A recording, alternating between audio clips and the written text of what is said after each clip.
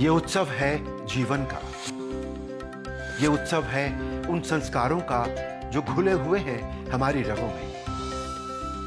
ये उत्सव है उस संस्कृति का जिसमें राम राज्य की परिकल्पना है। जीवन के वो मूल्य जो मर्यादा पुरुषोत्तम भगवान राम इस समाज को देकर गए।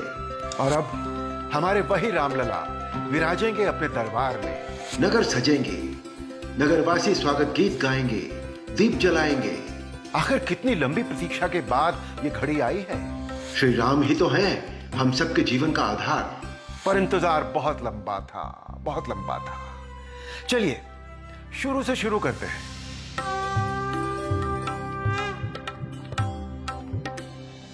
श्री राम की महान गाथा जो हम सबके हृदय में बसती है।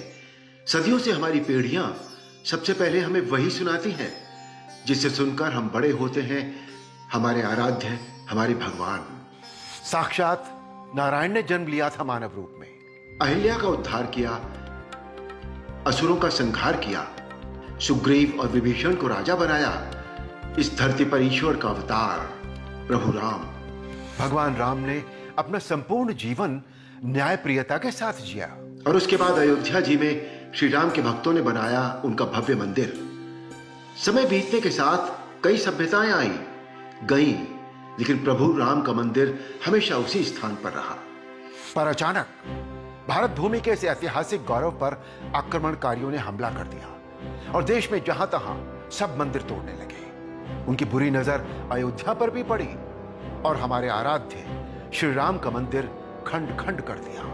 उसके बाद कई साल और सदियां गुजर गए।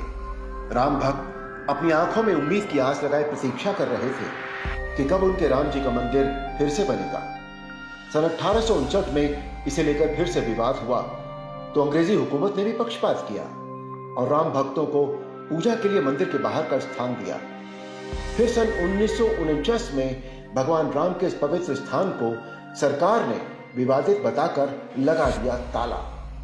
और फिर 1 फरवरी 1986 के दिन फैजाबाद के डिस्ट्रिक्ट मजिस्ट्रेट के.एम. पांडे ने आदेश जारी करते हुए राम भक्तों के लिए मंदिर फिर से खुलवा दिया। कहते हैं इस फैसले के बाद मजिस्ट्रेट साहब को बहुत मुश्किलों का सामना करना पड़ा। और फिर 1987 में आया धारावाहिक रामायण।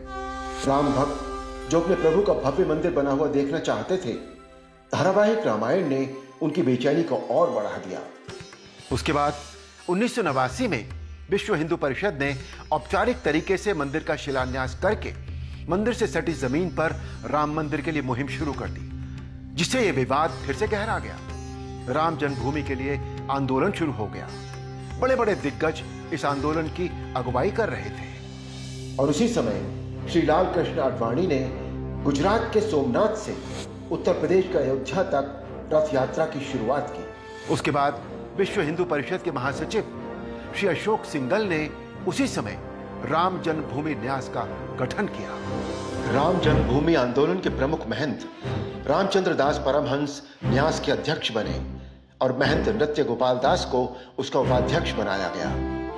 महंत अवैधनाथ, महंत दिग्विजयनाथ, स्वामी वामदेव, स्वामी सत्यमित्रानंद गिरी महाराज, डॉक्टर रामविलास वेदांती इस आंदोलन से जुड़े हुए थे।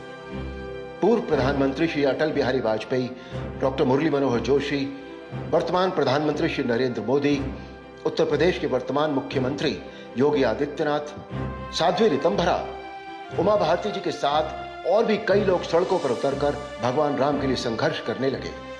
उसके बाद राम भक्तों ने कार सेवा शुरू की। 29 साल पहले कार सेवकों के साथ साधु संत अयोध्या कूच करने लगे। हनुमानगढ़ी के पास पहली बार 30 अक्टूबर 1990 को कार सेवकों पर पुलिस द्वारा चली गोलियों में श्री राम के 5 भक्त शहीद हो गए। इस घटना के बाद अयोध्या से लेकर देश का माहौल पूरी तरह गर्मा गया था।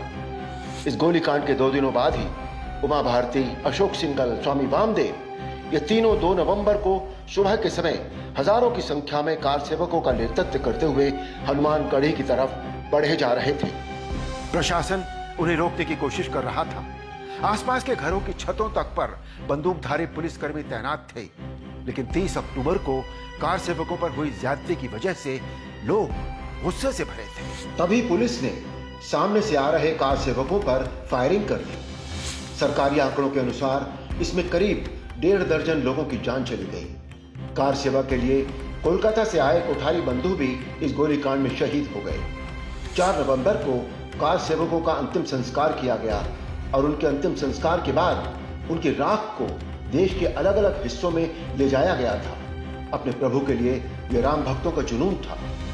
उसके बाद राम जन्मभूमि को विवादित बताते हुए मामला फिर से कोर्ट में पहुंच गया था। जिनके राज्यों में सबके साथ न्याय हुआ, वही प्रभु राम न्याय पाने के लिए जैसे जैसे स्वयं अदालत में अपनी लड़ाई लड़ रहे थे। साल दर साल गुजरते गए और आखिरकार सुप्रीम कोर्ट के मुख्य न्यायाधीश श्री रंजन गोगोई ने राम भक्तों के हक में अपना फैसला सुनाया और इस तरह अंत में सच्चाई की जीत हुई। श्री राम ने अपने जीवन काल में बहुत संघर्ष किया। उतना ही संघर्ष किया श्री राम के भक्तों ने। सैकड़ों किलोमीटर सड़कों पर चलते रहे, महीनों तक अपने परिवारों से दूर रहे, धूप, गर्मी, बरसात, हर मौसम में टेंटों के घर बनाकर उनमें रहे, अपना पूरा जीवन खपा दिया। कई लोग अपने प्रभु के नाम पर शहीद हो गए। यह जीत उन राम भक्तों को सच्ची श्रद्धांजलि है। श्री राम के देश में वही नरेंद्र मोदी जी प्रधानमंत्री के रूप में चुनकर आए, जो कभी एक कार्यकर्ता के रूप में इस आंदोलन से जुड़े थे। और जिस राज्य की धरती पर प्रभु राम का जन्म हुआ, उसी सूबे के मुख्यमंत्री बने योगी आदित्यनाथ। फिर तो अच्छी खबर आनी ही थी। और श्री राम को भी कोई व्यवधान पसंद नहीं है। वो तो न्यायप्रिय है और न्यायपूर्वक ही आना चाहते थे, और वही हुआ भी। अब बिल्कुल देर नहीं होगी, बहुत हो गया। अब नहीं होती और ज्यादा प्रतीक्षा। श्री राम भी समझ गए हैं अपने भक्तों की व्याकुलता और 5 अगस्त की तारीख तय हुई है। एक उत्सव अयोध्या में चल रहा है, ठीक वैसे ही जब श्री राम वनवास से लौटकर वापस आए थे, तब अयोध्या को सजाया गया था। नगर सज रहा है, अयोध्या ऐसा बन रहा है जैसे आज ही बना हो यह शहर। बिल्कुल नया, अद्भुत।